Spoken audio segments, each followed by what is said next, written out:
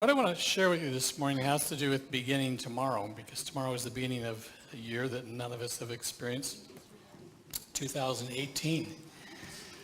And, I think every year about this time there's sort of a rumbling of making resolutions, New Year's resolutions. I'm not really big on making resolutions. There's some things I'm going to start tomorrow, but it's just because it's convenient. It doesn't really, I don't have a big thing about that. And statistically, I think that most people's New Year's resolutions don't really work. But I want to talk to you about a different, perhaps, perspective on the entire year. And I want to talk to you first about that brain. And some of these things I've shared with you before, but it's kind of a reminder that, from the time you were born until you're about 30, your brain is making pathways and creating ways of viewing its world, ways of thinking, ways of seeing what is reality around there. And during that process, it's establishing itself as to what life is like and what it means to be human. And the pathways aren't just your memories, they're also your experiences, and they're also your relationships with other people, which is fascinating because we think of ourselves as entirely in our minds, but the truth is that we are also very much a part of other people around us. And they are an influence on how we live our life and how we see things and how we respond to things. And so we don't live in isolation. People that live in isolation end up having mental problems because we actually need that connection to each other. And so your brain is working all this out. And once it works it out, it's very resistant to change, and because it's work. And basically, at the base level, our brains are pretty lazy, and they want things to just stay the way they are, and they don't want them to change. They want things to just go along as they are, and they're comfortable. And when new things come to us, it makes the brain uncomfortable, not because it's new necessarily, but because it has to reprogram. It has to do some shifting and some change, and that's hard work. And you probably know that your brain uses the vast majority of energy that your body produces.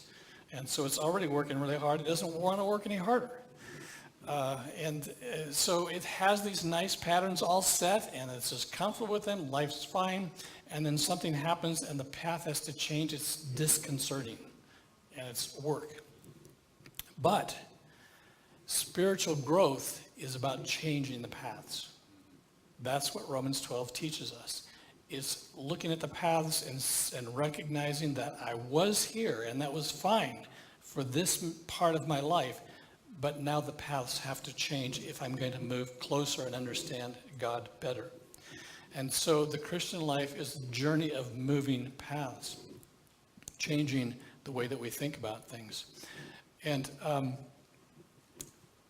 our tendency is not only to stay where we are comfortable, but it's also to stay with people that we're comfortable with, who think like us. And if you have ever doubted this, just look at the threads on Facebook, if you're a Facebook follower, and people that think alike follow the same threads.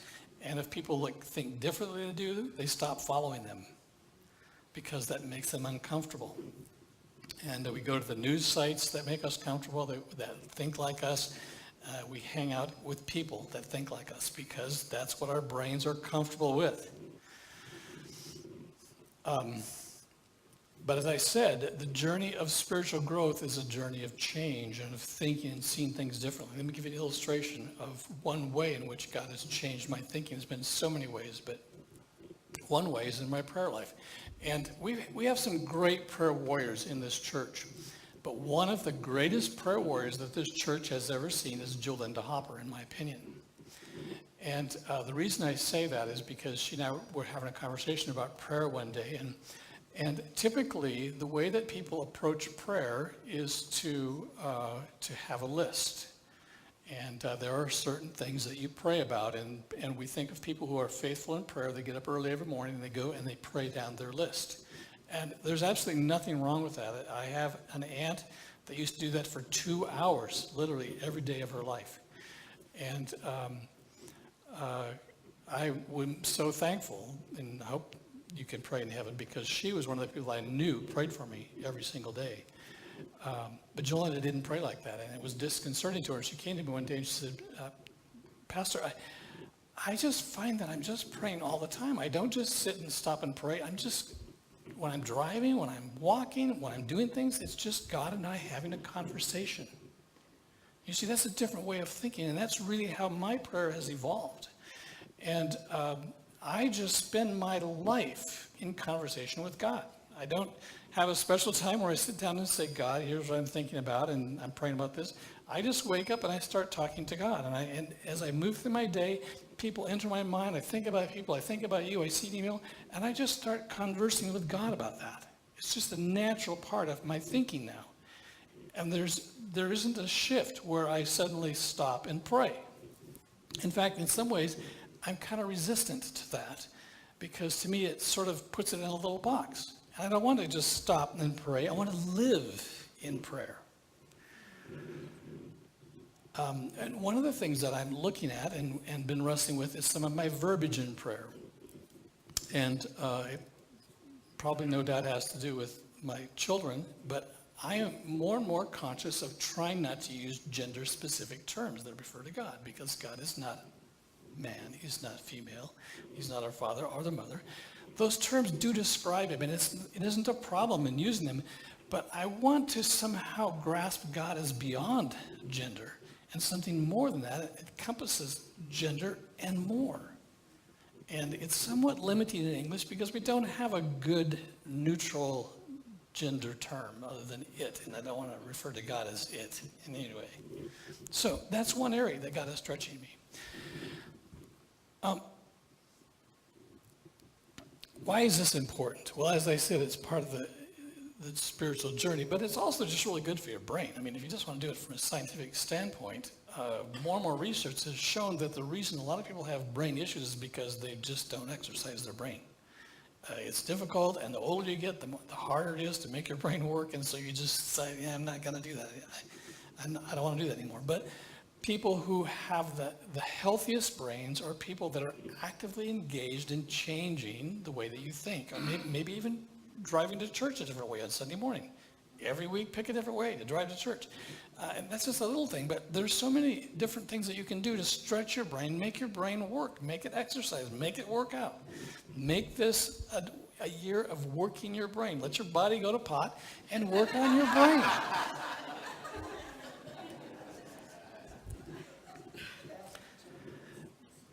Another reason is because our world is rapidly changing. I mean, you are aware of this as much as I am. Do you know that I graduated from Kent Meridian, and I could count the number of people who were not Caucasian on one hand when I graduated in 1969, 3 or 4 years ago.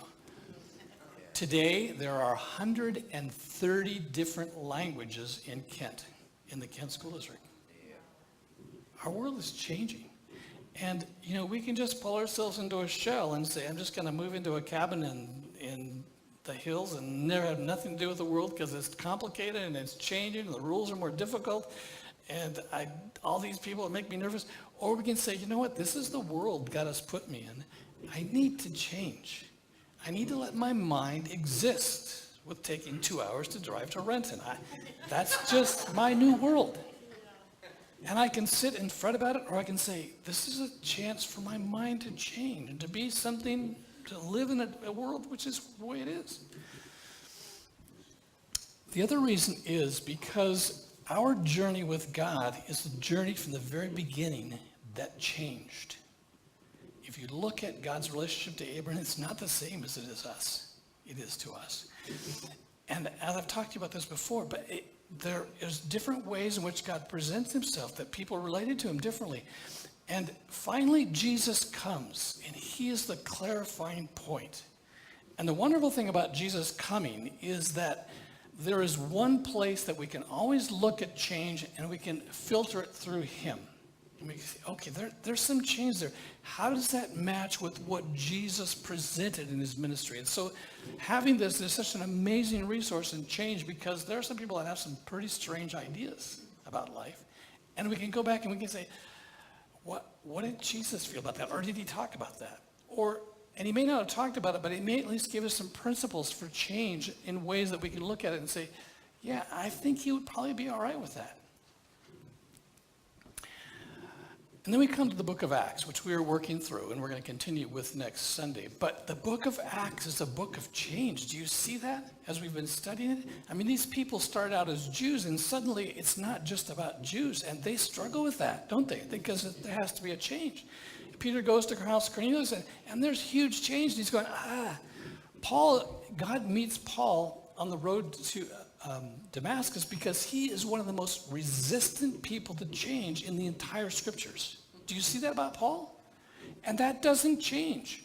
Throughout his life, as you look at Paul's life, he is constantly resistant to change. But change happens to him. Barnabas, on the other hand, who's one of my favorite people, he embraces change. From the very beginning, he embraces change. And he says, oh yeah, this is different. Okay, let's do this. Okay, this is different. Let's do this. This person is struggling. Well, okay, he's wrestling with change, but we'll still encourage him and help him along. Paul goes, I don't like change. Let's stay right here. Blinding. He comes to the next place. There's change. I don't like this. All Christians are liars. They're awful people.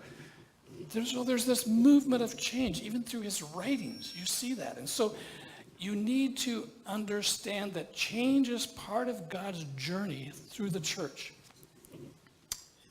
In my opinion, one of the most ill-informed statements that someone can say is, let's return to the New Testament church. What? That church was a mess. And it was involved in so much incredible change. We can't go back there. We're 2,000 years past that. We have a history of change for the last 2,000 years of God moving and molding and shaping and growing his church. And we're in the midst of that. And to resist change in many ways is to resist who God is. So again, thank God for the person of Jesus Christ that we can constantly look at change and we can say, how does this fit with him? What would if he walked into this situation, how would he view? What would he do with those young people that are walking down the streets covered in tattoos and black and wearing piercings all over their bodies? And I go, oh my gosh, do they know what they're going to look like when they're 60? And how would Jesus respond to that? I know he would go up there and he would say, wow, look what you've done. This is amazing. And he'd give him a big hug. I just love you. You're creative and you want to explore life and you want to be different. You want to stand out. You want change. That's great. I love that about you. So there's this amazing filter that we have. But in the midst of that, we need to also realize that some of our resistance to change isn't because Jesus would resist it, but because it takes mental work. And we like to be comfortable in exactly where we are. So I want to encourage you to make a resolution this next year. I want you to resolve that you're going to let God change your thinking on something. Just say, God, what have I been thinking about that has held me back? What kind of a view have I had about a particular type of relationship or a particular type of person, or maybe a view of my body, or maybe a view of my marriage, or of my work? What that has held me back? And I can't even see it because I'm so comfortable with where I am. God, this year, change my mind, change my thinking, transform me by the renewal of my mind. I suggest that be your New Year's resolution. Stand up and let me pray for you.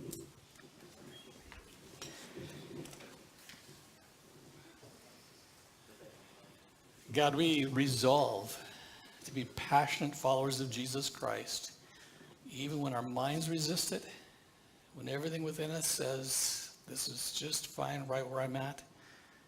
But we embrace it because we know that's where life is.